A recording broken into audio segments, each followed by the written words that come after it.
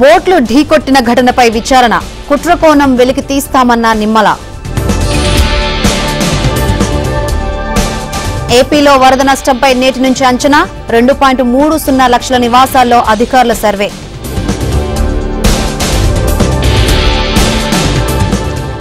మరి కాసేపట్లో తీరం దాటనున్న వాయుగుండం, చిగురు టాకులా వణుకుతోన్న ఉత్తరాంధ్ర, ఉప్పొంగి ప్రవహిస్తున్న తమ్మిలేరు, ఆందోళనలో లోతట్టు ప్రాంతాల ప్రజలు. గుంటూరులో వైసీపీ ఎంపీటీసీ సభ్యుడు బరితెగింపు, సచివాలయ గోదాంలో భద్రపరిచిన సామాగ్రి చోరీ. ఐఐహెచ్టీని ప్రారంభించిన సీఎం రేవంత్, నేతన్నకు చేయూత నిధులు విడుదల.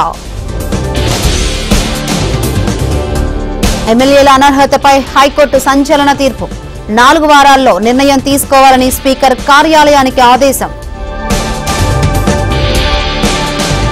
హైదరాబాద్ సిపిగా సివి ఆనంద్, బాధ్యతలు స్వీకరించిన పోలీస్ బాస్.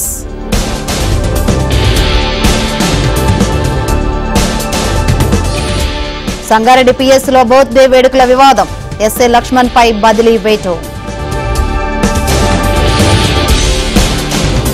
తెలంగాణలో పెరుగుతున్న సైబర్ మోసాలు, ప్రజలను ముంచుతున్న కేటుగాళ్లు.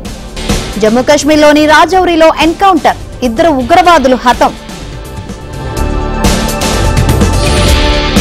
నక్సల్స్ పై కేంద్రం ఆఖరి పోరాటం, ఛత్తీస్గఢ్ కు అదనంగా 4000 మంది బలగాలు. రైలు ప్రమాదానికి ఉగ్రవాదుల కుట్ర, కాళింది ఎక్స్ప్రెస్ కు తప్పిన ముప్పు.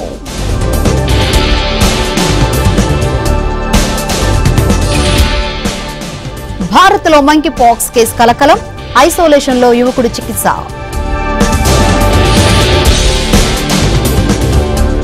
భారత్ లోని నిరుద్యోగ సమస్య ఎక్కువ, టెక్సాస్ లో రాహుల్ కీలక వ్యాఖ్యలు.